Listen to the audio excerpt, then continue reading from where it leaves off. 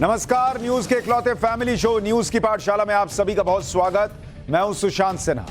ये वो पाठशाला जहां सबकी क्लास लगती है और खबर का हर चैप्टर इतने विस्तार से खुलता है कि आप उस खबर के मास्टर होकर निकलते हैं। सबसे पहले बता दूं कि आज कौन कौन सा चैप्टर खुलने वाला है। वो खुलासा जिसके बाद केजरीवाल शीश महल छोड़ेंगे या इस्तीफा देंगे, यह सवाल पूछा जाएगा। शीश महल की वो तस्वीरें जो केजरीवाल छुपाना चाहते थे, क्या आज वो तस्वीरें आपको दिखाऊंगा।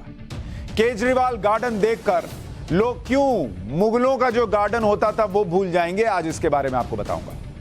शीश महल बनाने के लिए कैसे हर नियम को ताक पर रख दिया गया। क्या साथ ही अतीक अहमद का चैप्टर होगा। अतीक की करोड़ों की संपत्ति के लिए अब गैंग वॉर शुरू होने वाला है। गुड्डू मुस्लिम की गर्लफ्रेंड ही पुलिस को उसका पता बताएगी। बुढ़ापे को रोक देने वाली तकनीक आ गई है। क्या वो टेक्निक जिसमें आप पैसा लगाएंगे तो उम्र बढ़ती जाएगी लेकिन आप जवानी दिखते रहेंगे, आपकी जवानी बरकरार रहेगी। ये कैसे हो सक रहा है या हो सकेगा या नहीं, इसके बारे में आज आपको विस्तार से बताऊंगा। लेकिन पाठशाला में पहले दिन भर का रिवीजन, उसके बाद पहला चैप्टर।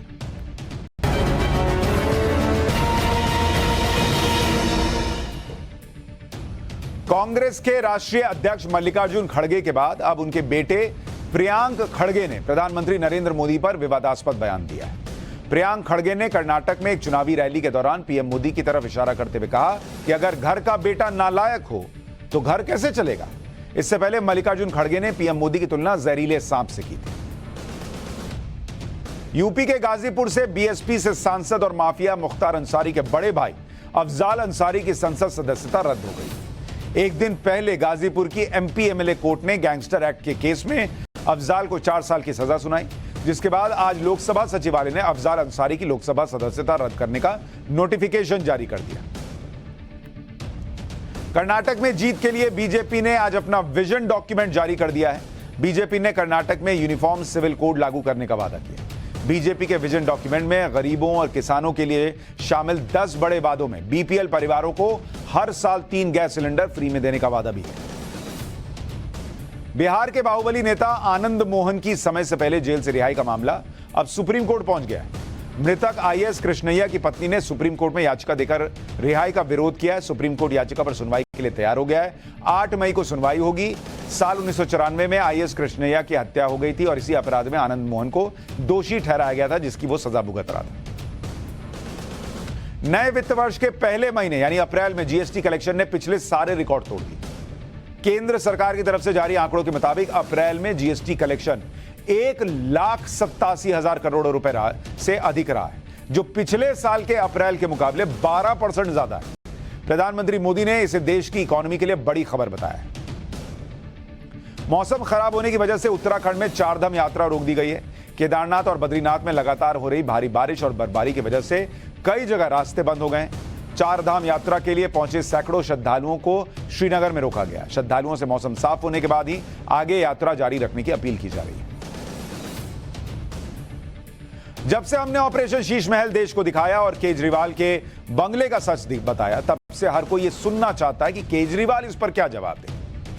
हर कोई यह जानना चाहता है कि इस खुलासे के बाद भी क्या केजरीवाल इसी बंगले में रहेंगे, वो या शीश महल छोड़कर चले जाएंगे। लेकिन ना तो वो जवाब दे रहे हैं, ना ही अपने शीश महल को छोड़ रहे हैं। आज इसी का चैप्टर खोल रहे हैं। सबसे पहले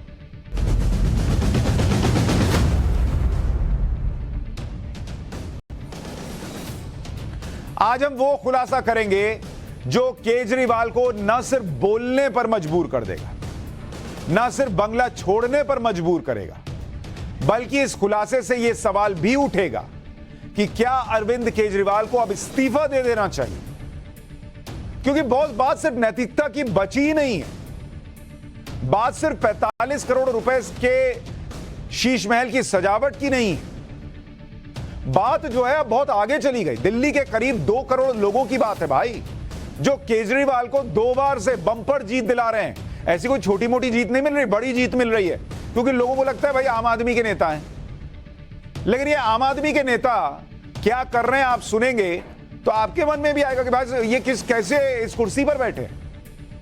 लेकिन क्या दिल्ली के आम आदमी के भरोसे को केजरीवाल ने अपने शीश महल के लिए मिट्टी में मिला दिया और अपने लिए ऐसा गार्डन बनवा लिया कि लोग अब दिल्ली में मुगल गार्डन की बात नहीं करेंगे। भाई दिल्ली में लोग बात करते थे मुगलों के जमाने का बना हुआ मुगल गार्डन, अब लोग केजरीवाल गार्डन की बात करेंगे। भाई जो तस्वीरें हम आपको दिखाने जा रहे हैं वो आज घर घर में चर्चा का विषय बनेंगी, क्योंकि हमारे पास वो तस्वीरें हैं, वो दस्तावेज हैं जो ये बता रहे हैं कि केजरीवाल जितने बड़े घर में पहले रहते थे उस घर के बराबर का तो उन्होंने लॉन बना लिया।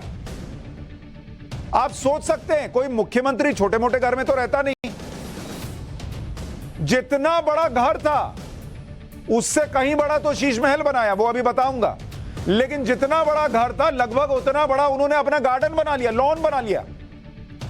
मतलब जितने एरिया में 4 परिवारों के लिए 4 फ्लैट तैयार हो जाते और अगर मल्टी स्टोरेज बनाइए तो 15-20 परिवार रह सकते थे, उतने एरिया में तो केजरीवाल बैठकर सुबह की चाय पीते हैं भाई, अखबार पढ़ते हैं, अरे इसमें ऐड नहीं छपा, अरे इसमें छप गया। इतना बड़ा गार्डन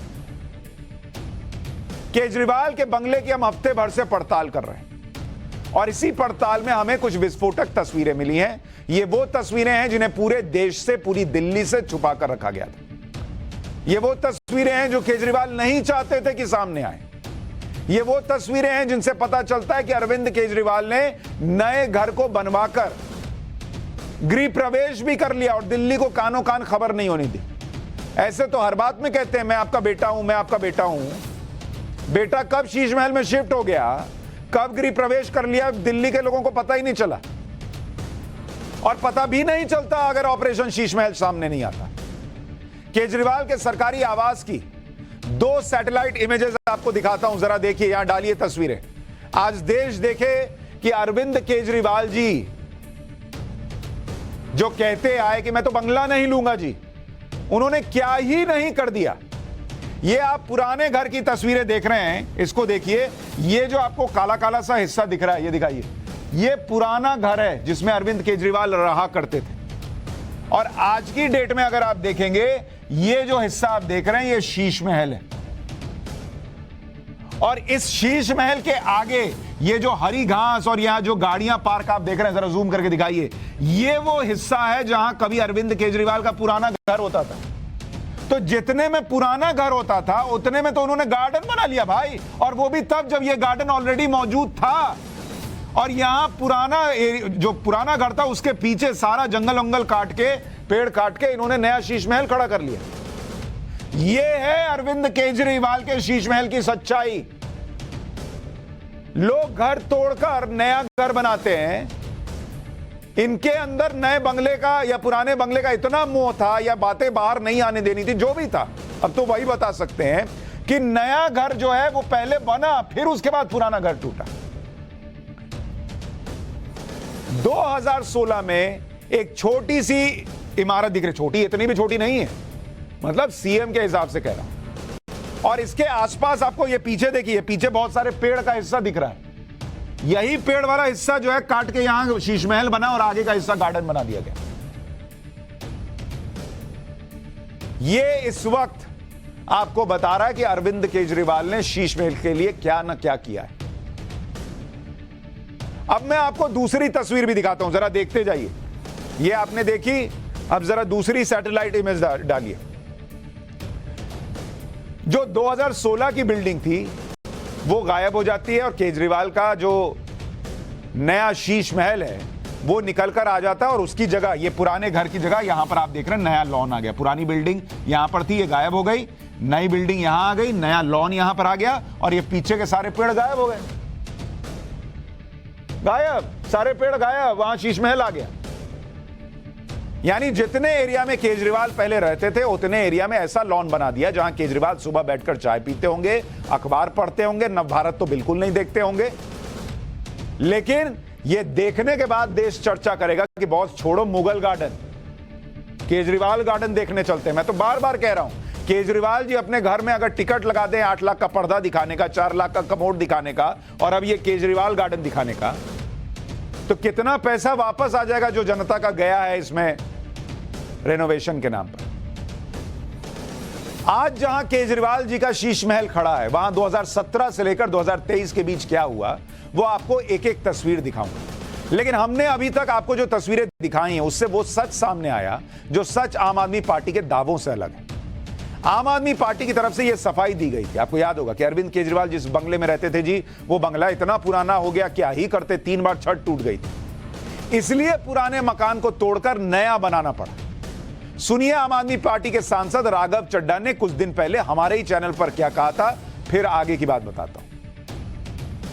केजरीवाल जी इस घर में जब रहते थे, वो घर 1942 का बना हुआ था, लगभग 75 साल से भी ज्यादा पुराना, 80 साल पुराना मकान था, जिसकी छत 3 बार गिरी। उनके माता पिता के कमरे की छत 1 बार गिरी, उनके बेडरूम की छत गिरी, दफ्तर की छत गिरी। और जब दिल्ली सरकार के अपने पीडब्ल्यूडी विभाग ने ऑडिट कर कहा कि यह घर रहने लायक नहीं है, इसमें जो लोग रह रहे हैं उनकी जान को खतरा भी हो सकता है, छत गिर रही है, दीवारें टूट रही हैं, इस मकान को तोड़ के नया बयाना बनाया जाए, तब दिल्ली सरकार के पीडब्ल्यूडी ने तोड़ के मकान को नया बनाया। अब एक बात तो पहले पकड़ के ये दाहिने वाली जेब में रख लीजिए। राघव चड्ढा कह रहे हैं कि पीडब्ल्यूडी ने इंस्पेक्शन किया और कहा यह घर रहने लायक नहीं है, बहुत खतरनाक हो गया बॉस, जो रहेगा उसकी जान को खतरा है। ये वाली बात थोड़ी देर के लिए पकड़ के इस दाहिनी जेब में डालिए, अभी बाद में जब बोलूंगा तब निकालिएगा। लेकिन वो ये भी कह रहे हैं कि तब जब पीडब्ल्यूडी ने कहा कि रहने लायक ही नहीं है तो तोड़ के नया घर बनाया गया। बॉस, तोड़ के नया घर नहीं बनाया गया, नया घर बनाया गया तब तोड़ा गया। मतलब आदमी को शौक लग जाए, ऐसा कौन करता है भाई कि नहीं मैं अपना पुराना घर नहीं छोड़ूंगा, मैं तो बंगले में ही रहूंगा। तुम नया घर बनाओ, फिर उस शीश महल में मैं जाऊंगा, तब ये पुराना घर छोड़ूंगा। उसके लिए पेड़ कट जाए तो कट जाए, जनता का पैसा चला जाए तो चला जाए, लेकिन तुम पहले मेरा शीश महल बना के दो। ऐसा हुआ है बॉस। और अगर पीडब्ल्यूडी को लगता था कि नया ही घर बनाना है तो टेंडर क्यों निकाले रेनोवेशन का भाई? अगर पुराने बंगले की गिरती छतों से खतरा था तो उसी का रेनोवेशन करवाया जा सकता था, उसी को फिर से बनवाया जा सकता था। ऐसा क्यों नहीं किया, इसका कोई जवाब ही नहीं देता। अगर पुराने बंगले को गिराना जरूरी था, उसी की जगह पर नया बंगला क्यों नहीं बनवाया? अलग से नई बिल्डिंग क्यों बनवाई भाई? वहीं तोड़ के नया क्यों नहीं खड़ा किया? क्यों पुराने बंगले को गिराकर उसके बगल में केजरीवाल के लिए आलीशान शीश महल बनवाकर खड़ा कर दिया गया? पुराने बंगले को गिराकर बगल में शीश महल बनवाया और पुराने बंगले की जगह पर लॉन बना देना, यह बड़ा फैसला किसका था भाई? कि जितने में मैं पहले रहता था अब उतने में मेरा लॉन होगा, मेरा केजरीवाल गार्डन होगा, यह किसने फैसला लिया? और अगर पुराने घर जितना बड़ा गार्डन नहीं होता तो क्या नया घर भी गिर जाता, शीश महल गिर जाता क्या? जो हम पूछ रहे हैं कि 8 लाख का पर्दा नहीं लगता तो शीश महल गिर जाता क्या? अगर 4 लाख के कमोड नहीं होते, 20 लाख की कालीन नहीं होती तो शीश महल गिर जाता क्या? घर बनवा लिए, कोई दिक्कत नहीं है, लेकिन यह फिजूल खर्ची पे सवाल है। और टेंडर रेनोवेशन का क्यों निकाले, किससे छुपाना था, यह सवाल है, कोई जवाब ही नहीं देता। लेकिन केजरीवाल पर अभी तो और सवाल बाकी है। इन सवालों पर जाने से पहले आपको केजरीवाल के बंगले की 2016 से 2023 तक की कुछ तस्वीरें दिखाता हूं। जरा तस्वीरें यहां डालते जाइए, दिखाता हूं। ये आप देख रहे हैं 21 अक्टूबर 2016 की तस्वीर है। इसमें आपको केजरीवाल जी का पुराना बंगला दिख रहा है, यहां पे पेड़ ही पेड़ दिख रहे हैं और ये सीएम आवास दिख रहा है, पूरा ग्रीन एरिया है। अब अगली तस्वीर डालिए। जो अगली तस्वीर आप देख रहे हैं ये 28 सितंबर 2017 की है। अभी भी सीएम आवास इंटैक्ट है और यहां पर और जो ग्रीन एरिया है वो और घना हो गया है, भर भर के पेड़ है। अब तीसरी तस्वीर डालिए, 2 तस्वीरें। इसके बाद जो हुआ 2021 की तस्वीर डालिए, यह तस्वीर देखिए, 3 मार्च 2021। अब आपको दिखेगा पुराना घर जो है वो वैसे के वैसा इंटैक्ट है। अच्छा, इसके सामने भी ये एरिया देख रहे हैं, ये कितना बड़ा गार्डन है, कोई छोटा मोटा गार्डन जैसा नहीं लग रहा है, बड़ा सा गार्डन ही दिख रहा है, लेकिन उससे भी मन नहीं भरा। सो कॉल्ड आम आदमी का उससे भी मन नहीं भरा। ये पुराने घर में रहते रहते यहां पीछे सारे पेड़ काट दिए गए, जो अभी आप थोड़ी देर पहले देख रहे थे, सब उड़ गया और यहां पर जो है कंस्ट्रक्शन शुरू हो गया शीश महल का। ये 3 मार्च 2021 की तस्वीर है। अब इसके आगे की तस्वीर देखिए, इसके बाद की। यह है 7 फरवरी 2022 की तस्वीर। यहां पर नई बिल्डिंग जो है उसका कंस्ट्रक्शन लगभग पूरा होने को है, और ये जो हिस्सा था जहां पर पुराना घर था, ये पूरा घर ढहा दिया गया। मतलब जब तक ये घर बनकर तैयार नहीं हो गया तब तक ये घर वहीं का वहीं रहा। जब बन के तैयार हो गया, अब लगा कि यहां रहा जा सकता है, तब जाकर पुराना घर गिराया गया। बॉस, ऐसा कौन करता है भाई? मैंने तो आज तक नहीं सुना। पीडब्ल्यूडी ने कह दिया था नया घर बनाना होगा तो यहां तोड़ के यहीं खड़ा कर लेते। मुख्यमंत्री कुछ दिन किराए के घर में रह लेते। अगर इतने आम आदमी थे तो क्या चला जाता? पीडब्ल्यूडी के किसी और छोटे घर में शिफ्ट हो जाते, क्या चला जाता? नहीं बॉस, इसी बंगले में रहेंगे। तुम पीछे पेड़ काटो और शीश महल बनाओ। ये क्या हिसाब है भाई? अब आपको सितंबर 2022 की तस्वीर दिखाता हूं। इसमें केजरीवाल जी का शीश महल चमचमाता हुआ तैयार हो गया है। ये वो पुरानी बिल्डिंग की जगह है जहां एकदम जबरदस्त लॉन है। लौटते रहिए, खेलते रहिए, पैर पे पैर फैला के लेटे रहिए, मजा आ जाएगा। यहां एक बैडमिंटन या लॉन टेनिस का कोर्ट टाइप भी दिख रहा है, ये भी आ गया। और पुरानी वाली बिल्डिंग की जगह पर घास लगा दी गई। टोटल एरिया जो है वो 1212 वर्ग मीटर का हो गया। ये 1212 वर्ग मीटर का शीश महल बनकर तैयार हो गया। और सबसे कमाल की बात देखिए, यहां शीश महल है और यहां पर ये जो गोल हिस्सा देख रहे हैं, ये अंबेडकर मेमोरियल है। जिन अंबेडकर साहब की फोटो हर जगह लगाए रखते हैं, वही अंबेडकर मेमोरियल के सामने खड़ा कर दिया अपना शीश महल। और ये अंबेडकर मेमोरियल भी पहले नहीं था, ये नरेंद्र मोदी ने आके बनवा दिया। अब आप सोचिए। और यहां पर मुझे तो लगता है अंबेडकर साहब भी ऐसे जो उंगली करके फोटो रहती है यही दिखा रहे होंगे, देखो जो उधर शीश महल बन रहा है। अब आप सोचिए कि पहले केजरीवाल कितने एरिया के बंगले में रहते थे और फिर उसे गिराकर कितने एरिया के शीश महल को तैयार किया गया। मैं आपको जरा आंकड़ा दिखाता हूं, आप देखेंगे तो हैरान रह जाएंगे बॉस कि कितना बड़ा काम हुआ है, किस तरह से बना है। यह आम आदमी का बंगला है। पुराना बंगला जो था अरविंद केजरीवाल जी का, पुराना सीएम हाउस जो था, वो कितने वर्ग मीटर में था? स्क्वायर मीटर में 399 स्क्वायर मीटर में। और जो शीश महल बना है वो कितने में बना है बॉस? करीब करीब पिछले वाले से 3 गुना बड़ा, 1212 स्क्वायर मीटर में।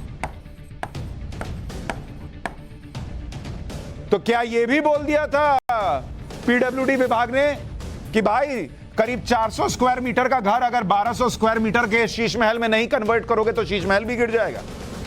3 गुना घर नहीं बनाओगे तो शीश महल गिर जाएगा? यह भी पीडब्ल्यूडी ने कहा था क्या?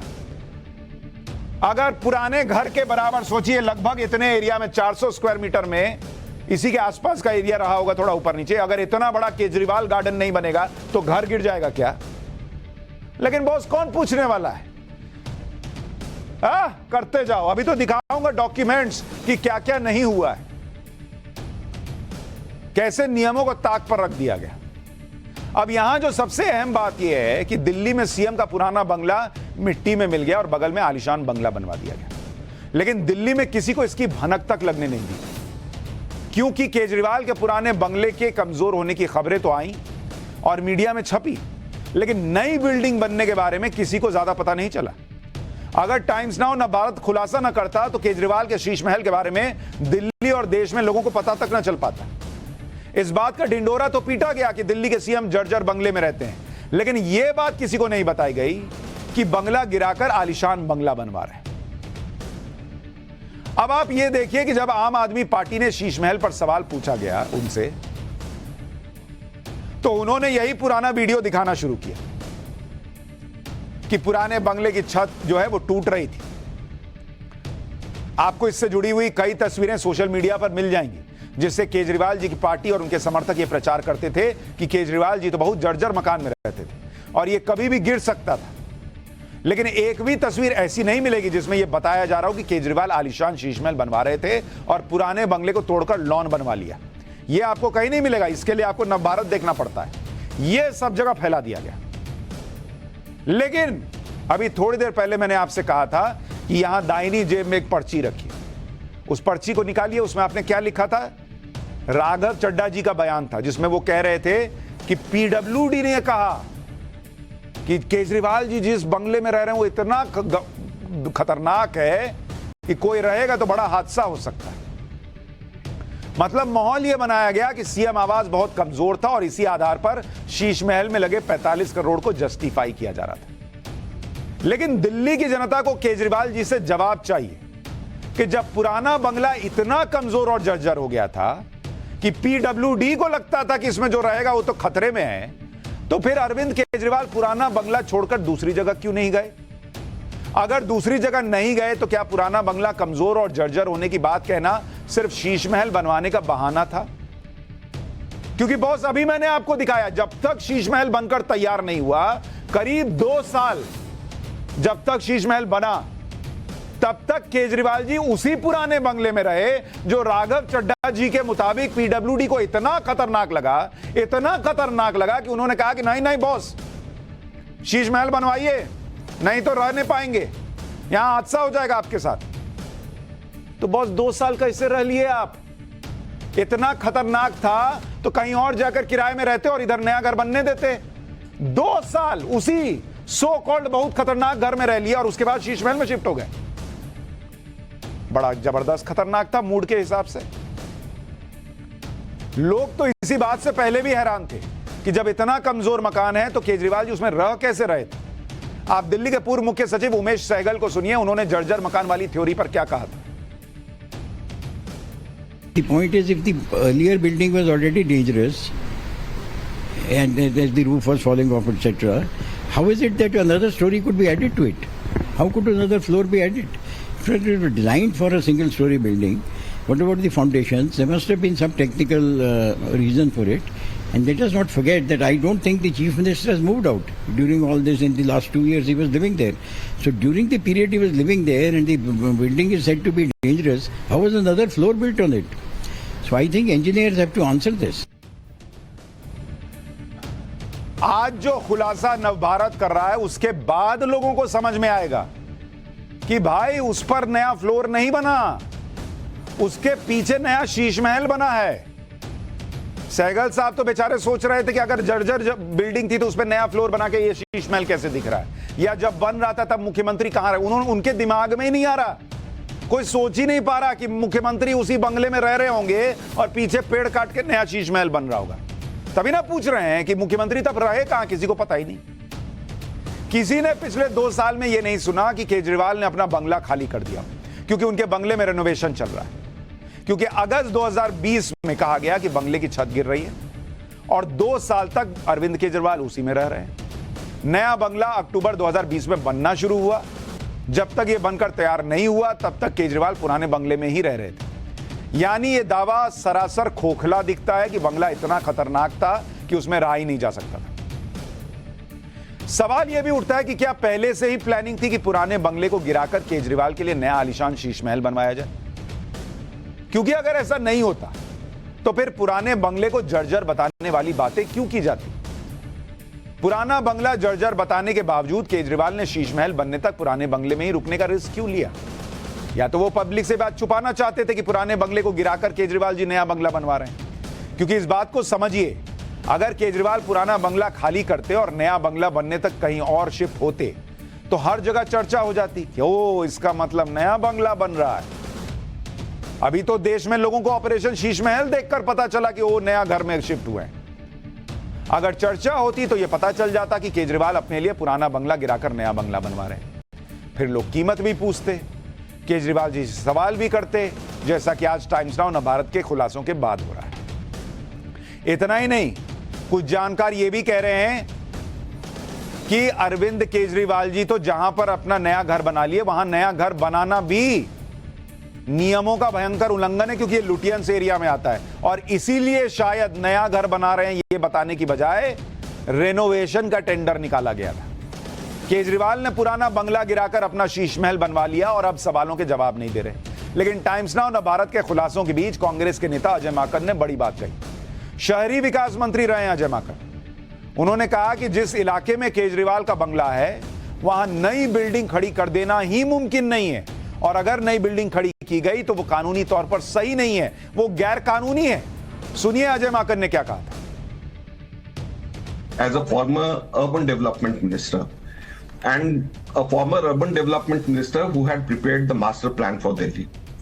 If Raghav Chadha is saying that it was not renovation, it has been built all over again, let me tell Raghav Chadha, this is totally illegal then. Because in Lutyens Bungalow Zone area and in such areas which were constructed by Britishers, that this Flagstaff Road is an area which is an old bungalow area which was constructed by the British. So new fresh construction is not allowed on this street. So it has to be renovation. So you are technically wrong when you say that we have constructed all over again. It is not renovation. It has to be renovation. Because if you have constructed all over again, it is something which is illegal. I am telling you as a former urban development minister who prepared the master plan. ये सब सुनकर तो यही लग रहा है कि जर्जर मकान तो सिर्फ बहाना था, असल में केजरीवाल को शीश महल ही बनवाना था और इसी के लिए यह आधार तैयार किया गया कि मकान बहुत कमजोर है, रहेंगे तो बहुत खतरा है, ताकि केजरीवाल का नया बंगला बनने पर कोई सवाल ना उठे। क्योंकि हमने आपको उस संस्था DUAC के पेपर भी दिखाए थे जो किसी पुरानी बिल्डिंग के रेनोवेशन को क्लियर करती है। DUAC के पास जब PWD का प्रस्ताव गया था तो यह कहा गया था कि छोटे मोटे बदलाव करने, लेकिन DUAC ने यह कह दिया था कि यह छोटे मोटे बदलाव का प्लान तो लग ही नहीं रहा, बल्कि मौजूदा स्ट्रक्चर को तोड़कर पूरी तरह से नई बिल्डिंग बनवाने का प्लान है। DUAC ने भी यह कहा था कि अप्रूवल से पहले ही कंस्ट्रक्शन भी शुरू हो गया था। मैं आपको दस्तावेजों के जरिए दिखाता हूं कि कैसे नियमों को ताक पर रख दिया गया। मतलब यह भाव था कि कौन रोकेगा, बनाओ ना जी। क्योंकि दस्तावेजों को देखकर तो साफ लगता है कि केजरीवाल और उनकी सरकार जैसे किसी को कुछ समझ ही नहीं रहे थे। यह बात दस्तावेजों से भी साबित होती है कि शीश महल के लिए अप्रूवल से पहले ही काम शुरू हो चुका था। अप्रूवल लेने के पहले, मतलब उधर से परमिशन मिलती कि हाँ ठीक है जाओ बनाओ शीश महल, उसके पहले काम शुरू था।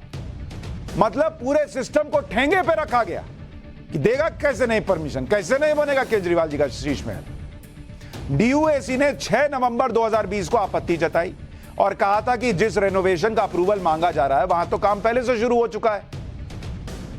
अब हमारे पास जो नए दस्तावेज आए हैं उनके मुताबिक DUAC की आपत्ति से 4 दिन पहले ही, यानी 2 नवंबर 2020 को सीएम के बंगले के परिसर में लगे पेड़ों को काटने की मंजूरी ऑलरेडी दी जा चुकी थी।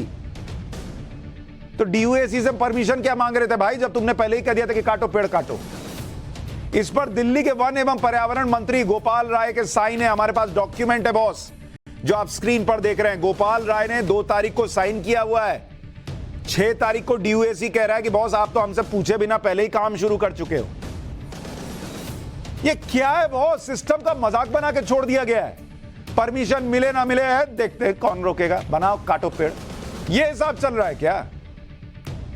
टाइम्स नाउ नव भारत ने ऑपरेशन शीश महल की नई पड़ताल जो नए दस्तावेज निकाले, उनके मुताबिक 28 अक्टूबर 2020 को दिल्ली के डिप्टी कंजर्वेटर ऑफ फॉरेस्ट से 6 फ्लैगस्टाफ रोड जो सीएम का घर है उसमें लगे 9 पेड़ों को हटाने की परमिशन मांगी। 28 अक्टूबर 2020 को 5,13,000 रुपए की सिक्योरिटी डिपॉजिट के बाद आम के 3 पेड़, आंवले के 2, नींबू के 2, करी पत्ता के 2 पेड़ को काटने की अनुमति 2 नवंबर 2020 को मिल गई। यानी 4 दिन के अंदर दिल्ली के पर्यावरण मंत्रालय की तरफ से सीएम आवास के आसपास पेड़ काटने की परमिशन मिल गई 4 दिन में कि काटो। यही वही केजरीवाल सरकार है जिसने दूसरे प्रोजेक्ट्स के लिए पेड़ काटने की मंजूरी देने में सालों लगा दिए थे। मैं आपको दिखाता हूं, पेड़ कटने की इजाजत मिली, पेड़ कटने की परमिशन देखिए। जब शीश महल की बारी आई तो कितने दिन में मिल गया परमिशन? 4 दिन में। जाओ काटो पेड़, कैसे नहीं कटेगा, काटो काटो काटो। लेकिन यही थे जो दिल्ली में मेट्रो बनना था, जो आम लोगों के काम आता, NHAI का हाईवे बनना था जो आम लोगों के काम आता, जो एम्स में काम होना था जो आम लोगों के काम आता, IIT का कॉम्प्लेक्स बनना था, IIT कॉम्प्लेक्स, CRPF की हाउसिंग, सेंट्रल विस्टा जो पूरा नया संसद वगैरह बन रहा है, ये सारे प्रोजेक्ट बॉस ये सारे प्रोजेक्ट अटका के रखे गए। क्यों अटके रहे? किस बात के लिए? क्योंकि दिल्ली की केजरीवाल सरकार को लगता था बॉस पेड़ कट जाएगा, पेड़ कट जाएगा। तो ये कई इसमें से प्रोजेक्ट सालों साल अटके रहे और अपने शीश महल के लिए 4 दिन में परमिशन दे दिया, काटो पेड़। कितने इसमें ऐसे प्रोजेक्ट हैं जिनके अटके रहने और लटकने की वजह से कई कई हजार करोड़ का, कई 100 करोड़ का नुकसान हो गया। तब पेड़ के लिए दिल में दर्द था और अपने शीश महल के लिए काटो पेड़। जब भी दिल्ली में पेड़ काटे जाते हैं तो नियम यह है कि एक पेड़ के बदले 10 पेड़ लगाने होते हैं। लेकिन जो दस्तावेज बता रहे हैं कि यह तय वक्त के अंदर ऐसा किया भी नहीं गया, बल्कि फिर से पेड़ काटने की इजाजत मांगी गई और वो इजाजत मिल भी गई। 8 अगस्त 2021 को 6 पेड़ काटने की इजाजत मांगी गई। इसके लिए 13 अगस्त 2021 को 3,42,000 रुपए की सिक्योरिटी डिपॉजिट कर दी गई। 17 अगस्त को पेड़ों को काटने की परमिशन भी दे दी गई और जो 6 पेड़ काटे गए वो बॉटल पाम के थे। देख रहे हैं? अब आप देखिए कि 18 फरवरी 2022 की फॉरेस्ट विभाग की चिट्ठी क्या कहती है। यह चिट्ठी साफ कहती है कि 6 पेड़ों को काटने के बदले 60 पेड़ लगाने थे, पर वो शर्त पूरी ही नहीं हुई।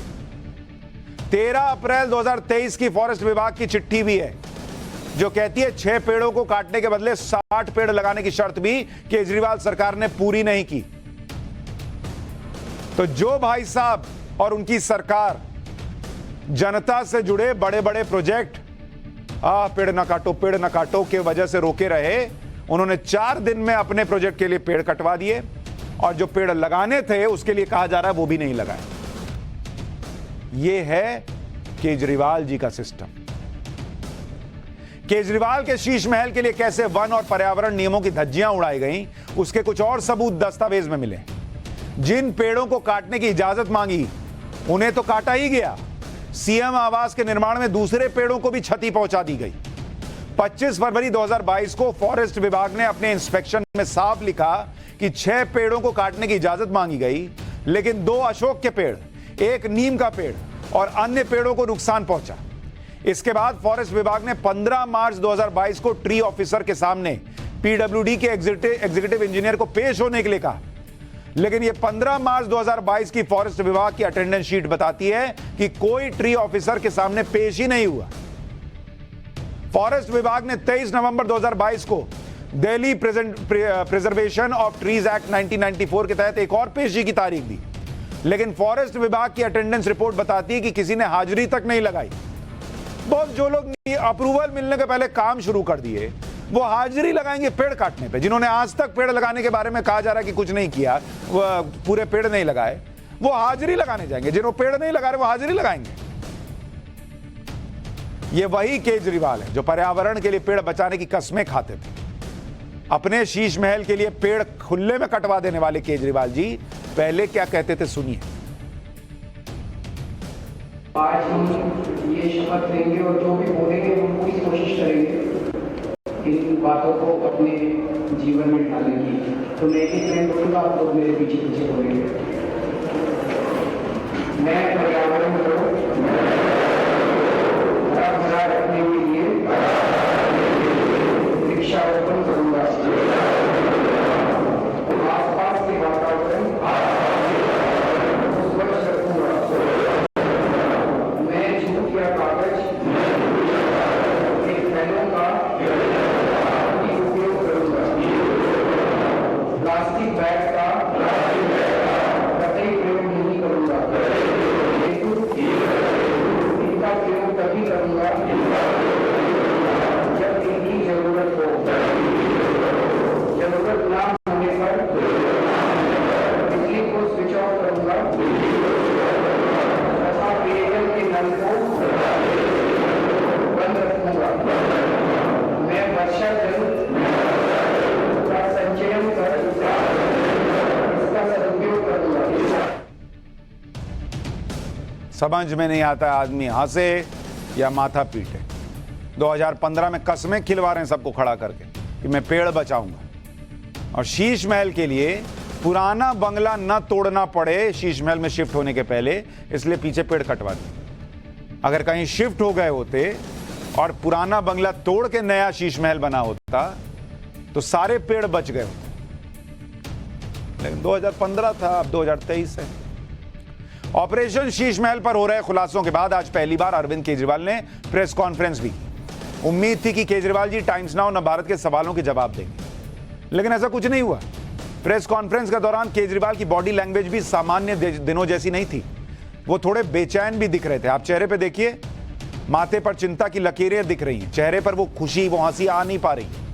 नहीं तो प्रेस कॉन्फ्रेंस करते रहते थे तो एकदम हंस के बात करते थे। ये चेहरा देखिए, उतरा हुआ लग रहा है। केजरीवाल जी ने एक सवाल का जवाब देकर ही प्रेस कॉन्फ्रेंस खत्म ही कर दी और दावा किया कि दिल्ली की हवा उन्होंने सुधार दी। 6 साल में वायु प्रदूषण कम हो गया। लेकिन चेहरा बता रहा है कि ऑपरेशन शीश महल का तनाव अंदर चल रहा है, क्योंकि उन्हें लग रहा है कि उन्होंने जो छवि बनाई थी उसको लेकर अब हर मन में प्रश्न है। कई लोग तो ये भी कह रहे हैं कि पहले जो लगता था कि अरविंद केजरीवाल ऐसा नहीं कर सकते, आज की डेट में वो अगर शराब घोटाले मामले में अरेस्ट भी हो जाए तो पब्लिक को ये लगेगा कि नहीं बॉस, जब ये कर सकते हैं तो ये भी कर सकते हैं। कई लोगों को लग रहा है कि अरविंद केजरीवाल की छवि को ये नुकसान तक हो गया है। और इसलिए मैं कह रहा हूं कि अरविंद केजरीवाल जी भ्रष्टाचार के आरोप लग रहे हैं, नैतिकता के हनन के आरोप लग रहे हैं। या तो मुंह खोलिए, नहीं तो दरवाजा खोलिए, नहीं तो अब सवाल उठने लगा है कि क्या आप बंगला खाली करेंगे या फिर इस्तीफा देंगे। पाठशाला में अब माफिया अतीक अहमद के गैंग पर कब्जे की लड़ाई का चैप्टर। अतीक की करोड़ों की संपत्ति के लिए गैंग वॉर शुरू होने वाला है और गुड्डू मुस्लिम की गर्लफ्रेंड ही पुलिस को उसका पता बताएगी। क्या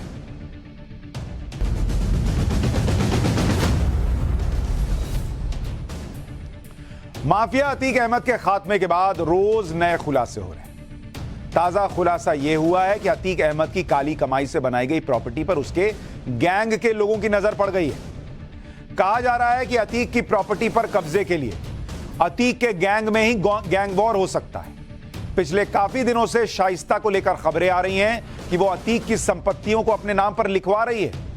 इस काम में अतीक के 7 वकील शाइस्ता की मदद कर रहे हैं। दूसरी तरफ गुड्डू मुस्लिम भी अतीक की प्रॉपर्टी पर कब्जे की फिराक में।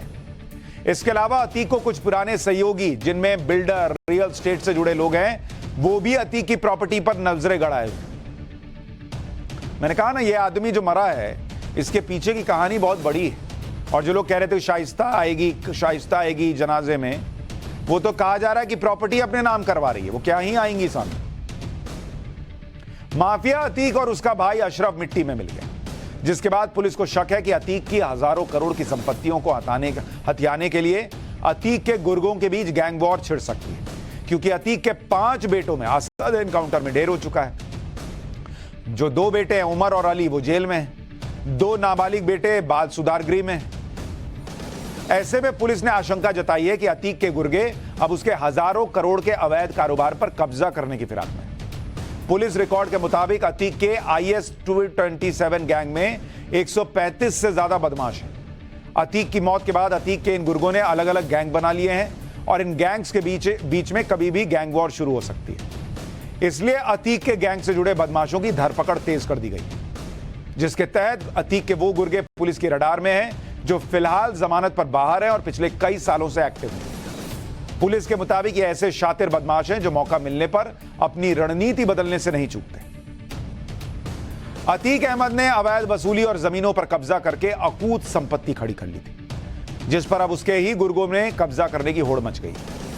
इन प्रॉपर्टीज में कई होटल हैं, रेस्टोरेंट हैं। अतीक की प्राइम प्रॉपर्टीज को लेकर नया खुलासा हुआ है। बताया जा रहा है कि प्रयागराज में अतीक ने 25 होटल में निवेश किया हुआ था। बताइए, आप हो सकता है प्रयागराज गए हो और अतीक के होटल में ठहरे हो, आपको पता भी ना हो। अतीक ने प्रयागराज के 20 रेस्टोरेंट में निवेश किया हो, मतलब आप अतीक के होटल में खाना खाए हैं, आपको पता भी नहीं। और बिना नक्शा पास कराए कई जमीनों पर निर्माण करा दिया है। अतीक अहमद ने वक्फ की जमीनों पर कॉलोनी बनाई। कब्रिस्तान की जमीन पर अतीक अहमद ने प्लॉट काट दिए। कब्रिस्तान की जमीन पर प्लॉट काट दिए भाई, लोग इसको मुसलमान बता रहे थे। यह सिर्फ प्रयागराज का हिसाब किताब है और इसी प्रॉपर्टी के लिए अतीक गैंग के मेंबर्स आपस में भिड़ सकते हैं। इसकी एक बड़ी वजह भी है। अतीक जमीन पर अवैध कब्जा करके उसे अपने करीबी के नाम कर देता था। इस तरह से अतीक ने दर्जनों जमीन अपने खास गुर्गों के नाम पर रखी हुई थी। अतीक के जाने के बाद वो जमीन अब अतीक के गुर्गे वापस ही नहीं कर रहे। कि भाई जो बोल सकता था वो तो गया, बेटे इसके जेल में है, शाइस्ता भागी हुई है, तो कौन हमसे जमीन मांगेगा। तो ये लोग अब उस जमीन को कब जा रहे हैं। अतीक अहमद ने कभी सोचा नहीं होगा कि उसके चेले ही आगे जाकर उसकी अवैध प्रॉपर्टी पर कब्जा कर लेंगे। उसको लगता था कि मैं तो डरा के सबसे काम करा लूंगा। हालांकि इन सारी जमीनों की जानकारी शाइस्ता के पास है और वो पूरी कोशिश कर रही है कि अतीक की संपत्ति पर कोई और कब्जा न कर सके। उमेश पाल मर्डर की जांच के दौरान अतीक और उसके परिवार को लेकर नए राज भी खुल रहे हैं। अतीक अहमद के घर से पुलिस को एक डायरी मिली है जिसमें उमेश पाल मर्डर केस से संबंधित कई चौंकाने वाली बातें हैं। इस डायरी में मर्डर की प्लानिंग को लेकर जानकारी लिखी हुई है। अतीक समेत बाकी gang members face time ID से कनेक्टेड थे, मतलब सबके पास आईफोन था। सभी आरोपी आईफोन इस्तेमाल कर रहे थे। एक ऑटो ड्राइवर को रेकी का जिम्मा दिया हुआ था। हत्या वाले दिन एक ऑनलाइन मीटिंग हुई। अतीक का बेटा अली बाकी आरोपियों से संपर्क में था। अतीक ने हत्याकांड के तुरंत बाद घर फोन किया और उमेश पाल के मर्डर के बाद घर पर बधाई दी कि देखो मार दिया। पूरे प्रोफेशनल अंदाज में उमेश पाल के मर्डर की प्लानिंग हुई, उसी तरह से उसे अंजाम भी दे दिया गया और इन लोगों को लोग मासूम बता रहे थे। उमेश पाल मर्डर की प्लानिंग के दौरान अतीक फैमिली और शूटर्स लगातार संपर्क में थे और फोन पर कोड नेम से बात करते थे। सोचिए कितना प्रोफेशनल हिसाब है, कोड नेम रखा हुआ है, जिसके बारे में पाठशाला में मैंने आपको बताया भी था। लेकिन ये सभी ऑनलाइन फेस टाइम ऐप से भी कनेक्टेड थे और यहां भी सभी के कोड नेम थे।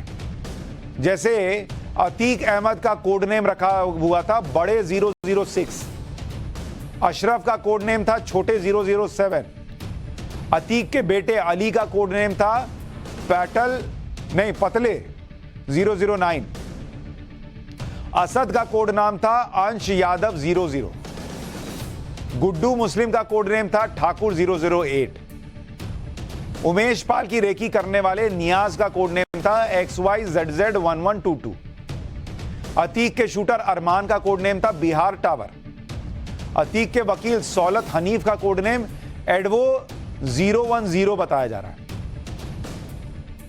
उधर अतीक की पत्नी शाइस्ता परवीन एक बार फिर पुलिस के हाथ आते आते निकल गई। दरअसल शाइस्ता परवीन की लोकेशन अतीक के भाई अशरफ की ससुराल हटवा में मिली।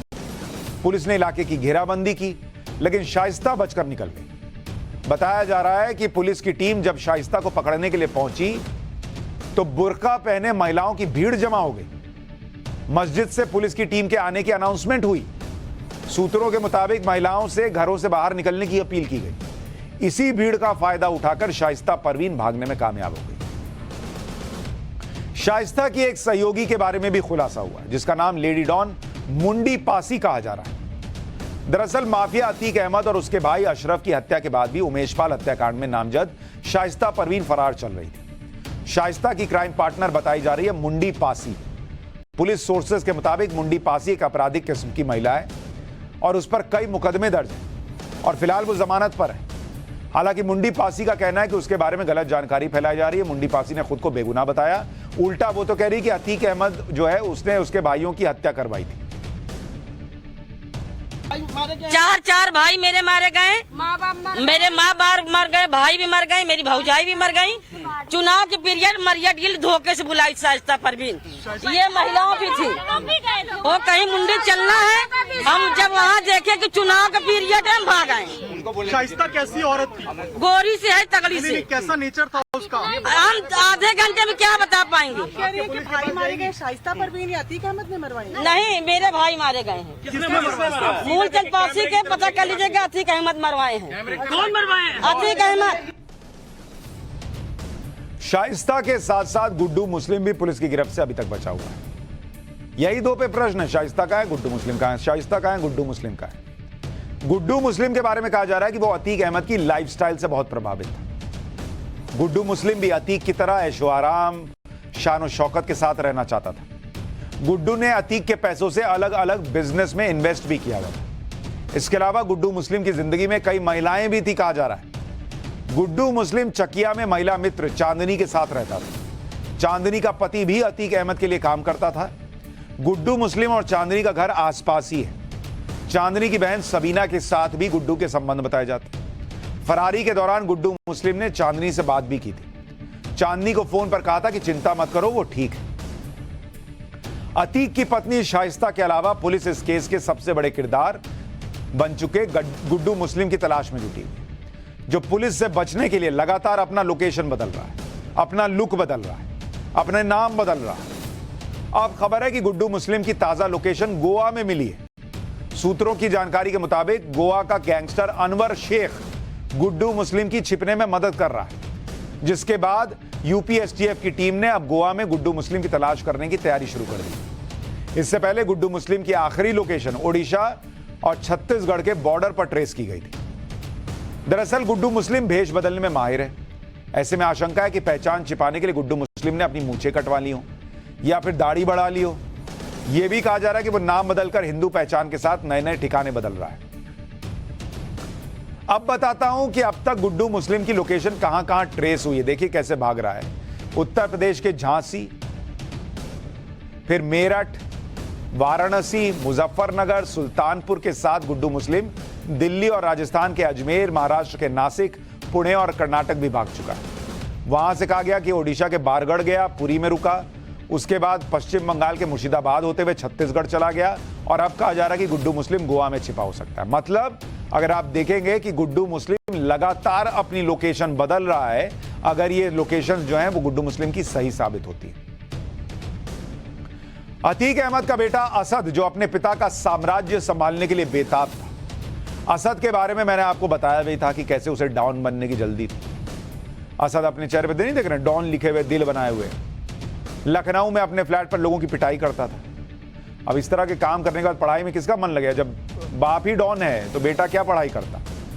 इसके बाद भी कुछ लोग दावा करते हैं कि असद पढ़ने में ठीक ठाक था, ताकि वो बताया जा सके कितना मासूम है। मैं आपको असद की 10वीं की मार्कशीट दिखा देता हूं। अतीक के 5 बेटे प्रयागराज के सबसे नामी स्कूल सेंट जोसेफ स्कूल में पढ़े। असद के एनकाउंटर के बाद जब पुलिस ने उसके डॉक्यूमेंट वेरीफाई किए तो उसकी 10वीं की फर्स्ट टर्म की मार्कशीट निकली। असद के 10वीं के फर्स्ट टर्म में 700 में 700 मात्र 175 नंबर आए थे। हर सब्जेक्ट में फेल था भाई। असद की मार्कशीट से साफ है कि पढ़ाई में उसका ध्यान कम था, क्राइम में ज्यादा था, और वो भी अपने पिता की तरह डॉन बनना चाहता था। तभी पिता फोन पे बोल रहा था कि मेरा बेटा डॉक्टर इंजीनियर नहीं बनेगा। भाई 700 में 175 नंबर आ रहा है, 10वीं में हर सब्जेक्ट में फेल है, जबकि टॉप के स्कूल में डला हुआ है। क्या ही वो पढ़ाई में ध्यान लगाता होगा।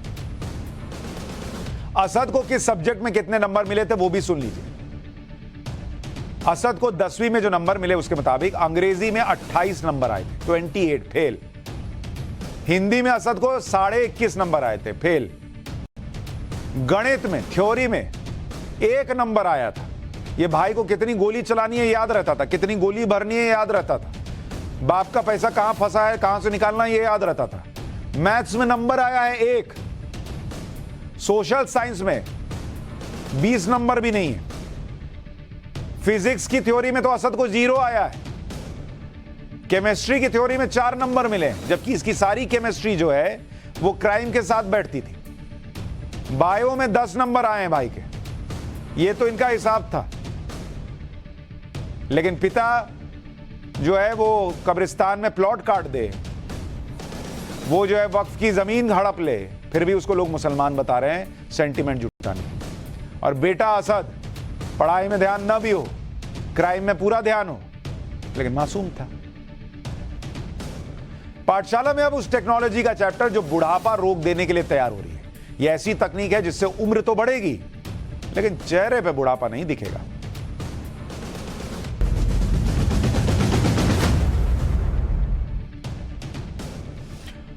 उस दुनिया में हर आदमी, ज्यादातर मतलब हर तो नहीं कह सकते, उसकी दिली तमन्ना यही रहती है कि बहुत सुंदर दिखे, यंग दिखे, जवान दिखे, बुढ़ापा ना आए, दूर रहो बुढ़ापे। 50-60 की उम्र हो जाए लेकिन 18-20 साल वाली चुस्ती फुर्ती एनर्जी बनी रहे, ये सब कुछ चाहते हैं। ये अच्छी बात भी है, ऐसी कोशिश होनी भी चाहिए कि इंसान स्वस्थ रहे, बुढ़ापा देर से आए। लेकिन अब मार्केट में ऐसी तकनीक आ गई है जिसमें लाखों करोड़ों रुपए खर्च करके एंटी एजिंग तकनीक से बुढ़ापा रोके जाने के दावे किए जा रहे हैं। क्योंकि अब तक जवान दिखने के लिए लोग हेयर कलर कर लिया करते थे, बहुत हुआ तो हेयर ट्रांसप्लांट करवा लिया। महिलाओं के लिए एंटी एजिंग ट्रीटमेंट था जिसमें स्किन की चमक बढ़ाने वाले ट्रीटमेंट करवाए जा रहे थे। लेकिन अब ये सब पुरानी बात हो गई, तकनीक बहुत आगे बढ़ गई। आज आपको ऐसी ही कुछ तकनीक के बारे में बताऊंगा और उस इंसान से भी मिलवाऊंगा जिसने अपनी उम्र को रोकने के लिए 16 करोड़ रुपए खर्च कर दिए ताकि वो बूढ़ा ना हो। अब ये 16 करोड़ में हुआ क्या है वो भी दिखाता हूं। जवान दिखने के लिए 16 करोड़ रुपए खर्च करने वाला कौन है, इसके बारे में आगे बताऊंगा। लेकिन पहले आप इस बात को समझिए कि एंटी एजिंग का एक बड़ा मार्केट तैयार हो चुका है। दुनिया भर की बहुत सारी कंपनियां एंटी एजिंग तकनीक पर काम कर रही हैं। भारत में 2022 में 50,000 करोड़ रुपए का एंटी एजिंग का मार्केट था और 2030 में कहा जा रहा है कि यह मार्केट बढ़कर 90,000 करोड़ रुपए का हो जाएगा। दुनिया में 2022 में अगर आप देखेंगे जो एंटी एजिंग का मार्केट है, मतलब उम्र ना बढ़ने दे, एंटी एजिंग मार्केट, बुढ़ापे को रोकने वाला मार्केट, ये कितने का है? भारत में कहा जा रहा है 90,000 करोड़ का हो जाएगा। दुनिया में अगर आप देखेंगे, दुनिया का हिसाब बता रहा हूं, 2022 में यह मार्केट कितने का था? 5,31,000 करोड़ रुपए का, 31,000 करोड़ सीआर। और 2030 में यह कहा जा रहा है कि यह 9,81,000 करोड़ रुपए का हो जाएगा। मतलब करीब करीब 10 लाख करोड़ रुपए का मार्केट हो जाएगा 2030 तक। इसका मतलब यह है कि दुनिया में कोई बूढ़ा नहीं होना चाहता। कुछ समय पहले तक लोग एंटी एजिंग के बारे में जानते तक नहीं थे, उनके लिए ब्यूटी प्रोडक्ट्स ही सब कुछ होती थी। लेकिन अब एंटी एजिंग मार्केट में महंगी महंगी तकनीकें आ चुकी हैं और इस मार्केट में स्किन की झुर्रियां मिटाने वाला एंटी रिंकल ट्रीटमेंट और अल्ट्रा वायलेट अब्जॉर्प्शन जैसी तकनीक भी आ गई, जिसमें यह दावा किया जाता है कि यह तकनीक स्किन को नया और चमकदार बना देते हैं। इसके लिए बड़े बड़े हॉस्पिटल और स्किन क्लिनिक पूरी पैकेज देते हैं। एक जमाने में एंटी एजिंग ट्रीटमेंट बड़े पैसे वाले और फिल्म स्टार तक सीमित थे, लेकिन अब यह ट्रीटमेंट छोटे छोटे शहरों तक पहुंच गया है। आज आपको बाजार में चल रहे कुछ एंटी एजिंग ट्रीटमेंट के खर्चे के बारे में बता देता हूं, जो बहुत तेजी से बढ़ रहा है। भाई, एक तो है बोटॉक्स थेरेपी। एक सिटिंग का खर्च करीब 60,000 रुपए बैठता है और यह 6 से 7 महीने चलता है। इसमें स्किन को टाइट और चमकदार बनाने के लिए इंजेक्शन लगाए जाते हैं। दूसरा है केमिकल पील, जिसका खर्चा 20,000 रुपए है। इसमें कई केमिकल की मदद से पुरानी स्किन को निकाला जाता है। एक है लेजर स्किन थेरेपी, इसका खर्च 40 से 50,000 रुपए आता है। इसमें हाई इंटेंसिटी लेजर से स्किन के रंग को एक जैसा किया जाता है। इसमें दाग धब्बे छुपाए जाते हैं। इसके अलावा एक और तकनीक है डर्माब्रेशन। इसमें 20 से 30,000 रुपए का खर्चा आता है। इसमें एक मशीन से पुरानी स्किन हटाई जाती है। प्लास्टिक सर्जरी के बारे में आपने फिल्मों में बहुत देखा होगा, ज्यादा फिल्म एक्टर इसे करवाते हैं ज्यादातर। इसका शुरुआती खर्च 4 लाख रुपए आता है। इसमें स्किन को टाइट रखने के लिए सिलिकॉन का इस्तेमाल किया जाता है। इस बात से इनकार नहीं किया जा सकता कि एक बार जब उम्र निकल जाए तो वापस उसे पाना नामुमकिन है, लेकिन एंटी एजिंग तकनीक को बनाने वालों का दावा है कि बढ़ती उम्र को रोका नहीं जा सकता, लेकिन बुढ़ापे को कुछ समय के लिए टालना जरूरी है या टाला जरूर जा सकता है। और इसका उदाहरण है अमेरिका के रहने वाले एक उद्योगपति ब्रायन जॉनसन, जो अभी 45 साल के हो चुके हैं और इनमें 18 साल वाली एनर्जी है। इनका दावा है कि ये उम्र घटाने वाले प्रोजेक्ट पर काम कर रहे हैं। ये भाई साहब हैं जिसमें इन्होंने उम्र को करीब 5 साल 1 महीने कम कर दिया है। आसान भाषा में कहा जाए तो बुढ़ापे को 5 साल पीछे धकेल दिया भाई साहब। इसके बारे में भी बताऊंगा, लेकिन उससे पहले ब्रायन जॉनसन के बारे में बता देता हूं, जो अमेरिका की एक बायोटेक कंपनी के सीईओ हैं और प्रोजेक्ट ब्लूप्रिंट नाम के एंटी एजिंग तकनीक पर काम कर रहे हैं। इसके लिए ब्रायन को एक मुश्किल रूटीन फॉलो करना पड़ता है। इसके लिए खाने पीने से लेकर वर्कआउट तक हर काम सेट है। कितना खाना खाना है, क्या खाना है, कब खाना है, सब फिक्स है। ब्रायन जॉनसन के पास 30 डॉक्टर की टीम है, एक दो नहीं 30 डॉक्टर, जो रोजाना टाइम टू टाइम वजन चेक करते हैं, बॉडी फैट चेक करते हैं, ब्लड ग्लूकोज लेवल चेक करते हैं, हार्ट रेट मॉनिटर करते हैं। इस सब के पीछे खर्चा कितना आ चुका है? पूरे 16 करोड़ रुपए। भाई ने यंग दिखने के लिए 16 करोड़ रुपए फूंक दिया। हमारे यहां तो लोग 16 करोड़ रुपए सुन के ही उनको बुढ़ापा आ जाए। कि अरे कैसे कमाएंगे 16 करोड़, 1 करोड़ में तो दिक्कत आ रही है। यहां भाई ने 16 करोड़ लगा दिए अपनी उम्र को रोकने के लिए और अभी भी हर महीने लाखों रुपए खर्च कर रहा है।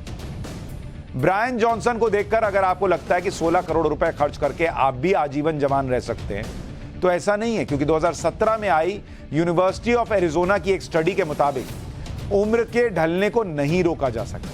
यह संभव ही नहीं है, चाहे आप 16 करोड़ लगा लीजिए, चाहे 50 करोड़ लगा लीजिए। आप कोई ट्रीटमेंट करा लीजिए भाई, या किसी तरह का ट्रांसप्लांट करवा लीजिए। आपकी स्किन की एक उम्र होती है जिसे खान पान और अपनी दिनचर्या से स्वस्थ तो रखा जा सकता है, लेकिन आप बुढ़ापा नहीं रोक देंगे भाई। क्योंकि अगर सर्जरी की बात करें तो औसतन हर साल अगर आप देखेंगे, हर साल आपको बता रहा हूं, औसतन 1.5 करोड़ लोग जो है ये क्या करा रहे हैं, 1.5 करोड़ लोग ये कॉस्मेटिक सर्जरी करा रहे हैं। मतलब जिस तरह की सर्जरी जिससे आप अपनी त्वचा को थोड़ा जवान दिखा सकते हैं, यंग दिखा सकते हैं, झुर्रियां और हटा सकते हैं, उसको ठीक करा सकते हैं। होठों की सर्जरी ये सालाना जो है 14 लाख लोग कराते हैं। मतलब उनको होंठ अच्छे चाहिए, मतलब ऐसा एकदम करीने सा बना हुआ, भगवान ऐसे लोग देख के कहे क्या होंठ बनाया भगवान ने तुम्हारा। पलकों की सर्जरी